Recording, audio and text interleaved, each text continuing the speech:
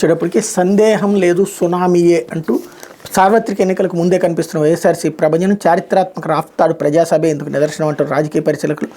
ఇక్కడే అసలు జిమ్మిక్కుంది. ఇది ప్రజలు కాదు, పార్టీ కార్యకర్తల నాయకుల సమావేశం. ఉమ్మడి రాష్ట్రం తెలుగు రాష్ట్రాల చరిత్రలో ఇదే అతిపెద్ద ప్రజాసభ. 1982లో పుచ్చలపల్లి సుందరయ్య ఆధ్వర్యంలో విజయవాడలో 5 లక్షల మంది సభ. 1990లో వరంగల్లో 100 ఎకరాలు నిర్వహించిన పీపుల్స్ వార్ రైతు కూలీ సభకు 7 లక్షల మంది. 1994లో సికింద్రాబాద్ పెరేడ్ గ్రౌండ్స్లో 5 లక్షల మందితో ఎన్టీఆర్ సభ.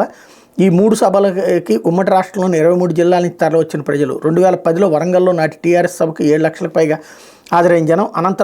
అనంతపురం జిల్లా రాఫ్తాళ్ళు 250 ఎకరాల సువిశాల మైదానంలో సిద్ధం సభ. ఈ సభకు 10 నుంచి 11 లక్షల మంది కార్యకర్తల అభిమానులు రాక, అది రాయలసీమలోని ఉమ్మడి 4 జిల్లాల పరిధిలోని 52 నియోజకవర్గాల నుంచే పార్టీ శ్రేణులను ఎన్నికలకు సిద్ధం చేసేందుకు సన్నద్ధం చేసేందుకు వైఎస్ఆర్సీపీ నిర్వహిస్తున్న సభలు సూపర్ హిట్. భీమిలీకి మించి దెందులూరు, ఆ రెండింటి మించి రాఫ్తాడుకు సిద్ధం సభ.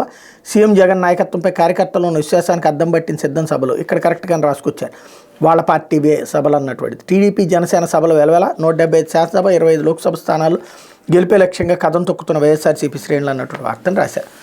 ఉత్పత్తి